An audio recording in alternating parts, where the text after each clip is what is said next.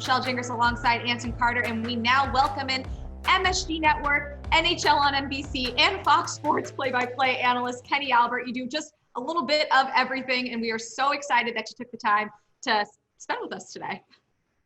Well, it's great to be here, Michelle, from the NHL bubble in Edmonton. I've been watching you guys online, and I get to communicate with Anson every night on the NBC broadcast, so happy to be with you. Kenny, good to see you. Good to see you, Anson. Kenny, as we were just talking before we started filming, I recently looked at your Twitter and saw that ping pong has indeed become a part of your daily routine. I just want to know, what else has life been like in the bubble? What have you been doing? How have you been filling your days? Well, Michelle, life has been great in the bubble. I arrived in Edmonton on August 5th, and I had to do the mandatory 4-day quarantine in my hotel room. The good thing was there were so many games on TV. I was looking outside my hotel window at Rogers Place, which is about a 3-block walk from my hotel, through fencing inside the bubble. So during my days in quarantine, the games would start at 10 in the morning and run until midnight. So I was watching hockey games all day. I was able to do work and watch some movies and spend a lot of time on the phone, and was not allowed outside the room. So a lot of room service delivered outside my door. But since I was released from the quarantine, I've worked just about every day. Starting on August 11th, we had 2 3-game days, believe it or not. Pierre Maguire and I worked a game at noon, a game around 4:30, and then a game at 8:30. So we had 2 3-game days in the qualifying round. And on one of those days, 2 of the games went to overtime. We had a number of 2-game days. Now it's slowed down. It's pretty much 1 game a day for the most part. There might be 1 2-game day later in this round, but it's been so much fun working hockey games every day, every night. There were 4 or 5 games that I didn't work. I went to those games, and it was unbelievable. Without the headset on, I could hear, sitting 20 rows up, everything going on the ice, the sticks, the skates, the chatter, the communication. Anson's obviously used to it because he was a player. He was down on the ice involved. But to those of us who usually work in 10 games in arenas with 18,000 fans, you can't hear any of that. So to be able to hear that was incredible. I was told by one of the officials that they can actually hear my play-by-play on the ice while the games are going on. So hopefully that's not too distracting. But life's been good. We can only go either to the arena or the 2 hotels. You can't really go outside the fencing at all, aside from some field trips that are prearranged, but that's still considered within the bubble. It's like Groundhog Day. Every day is pretty much the same. I do a couple of hours of prep work in the morning, and then in the afternoon around noon, I head over to the arena for the daily COVID test that we all have to take. It only takes about 30 seconds. I usually then meet up with a couple of different folks to play ping pong. So it's COVID test, ping pong, lunch, and then back to the hotel. On some days, go to the hotel gym, and then a game at night. So it's like fantasy camp for hockey broadcasters. We have a game every day. Kenny, I want to get into that ping pong a little bit more. Pierre Maguire, does he break down where all the ping pong players are from and what college they went to? Or is he pretty just a participant and just watching what's happening? You know, Anson, I've tried to get Pierre to participate, and he promised me last night that he would at some point. It's been tough. We have not been able to get Pierre out on the ping pong table. We have one of our crew members who's doing a great job as our statistician during the game.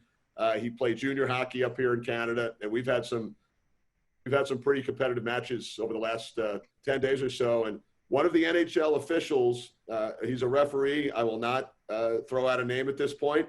I beat him the first day, 2-0, but then he came back and beat me.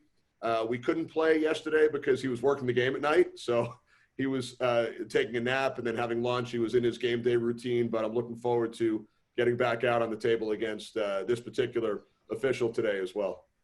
Well, good luck to you in that game. I'm glad that you're finding some ways to, decompress and just get a little bit away from hockey, even if it's just for an hour a day or whatever it is. In fact, Brendan Burke, you mentioned you had called 3 games in a day. I noticed on Twitter, he tweeted at one point you had called 4 games in 31 hours and you had 2 more games to call the next day.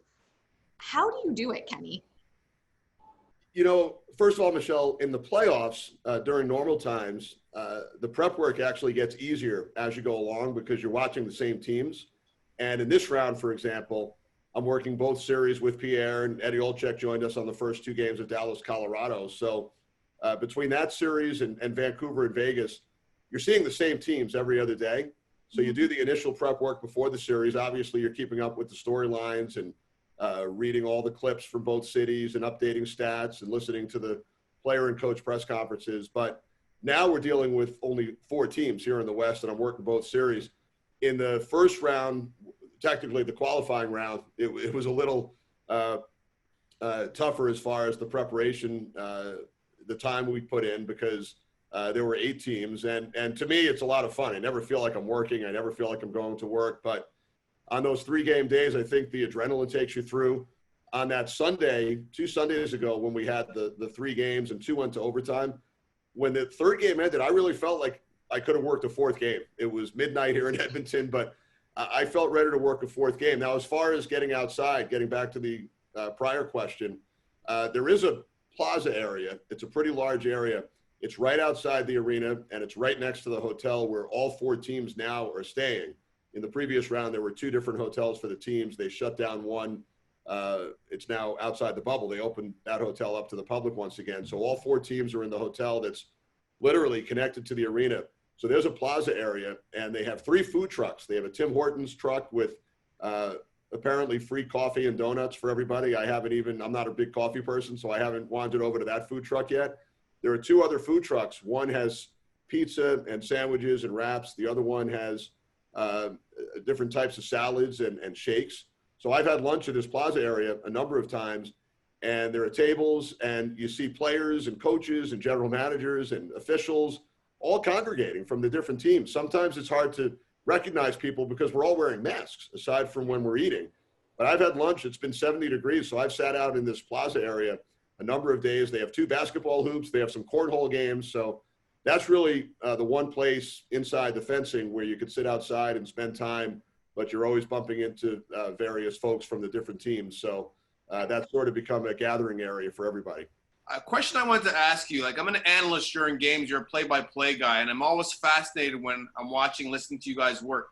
How do you remember everyone's names? Like, how do you keep track? Because when I'm working a game with a play-by-play host, I listen to what's going on, but you guys are calling the action as it's happening. How do you do that?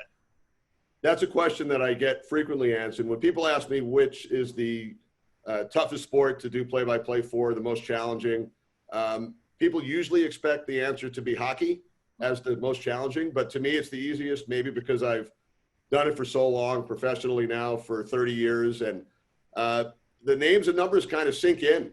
You study them during normal times, during the couple of days leading up to a game. Now we have access to watch every game, either on TV or on an app.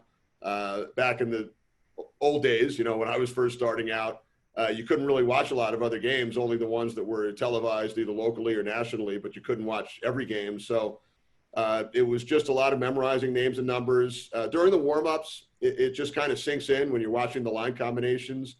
The names, obviously all of the European names, you just get used to it. You memorize the names, and it's part of the job. Like I said, it's work, but I never feel like I'm going to work. It's fun work. So remembering the names and numbers is, I don't know how Pierre does it. You referenced the junior teams and the colleges. He has an encyclopedic memory where he knows, he'll tell you what elementary school you went to, Anson. He knows everything about your career. He'll go right through Michigan State and whatever other teams you played for and every team in the NHL. And he's amazing. I asked him the other day, I said, you work all these NHL games for the last 20 years, but you're so up on where every player played in college, played their junior hockey. And he said on off days, he'll watch junior games and college games, and he goes to practices and he knows all the coaches. So it's amazing to hear when he makes those references. But as far as the play-by-play guy, it's just something you work on, and it kind of sinks in by osmosis. Once in a while, I'll have a flashback to a player that used to wear a particular number on a certain team. Hopefully you don't say it on the air, but sometimes that does pop into your head. Speaking of that, Pierre actually shared a story about you talking about him knowing all the players when they were young and coming up as well. He shared a story about how he wanted to recruit Anson at one point when Anson was still playing in college. So a lot of familiarity at all levels. Kenny, we could talk to you for an hour. You've got just so much great input and the insight to share with us.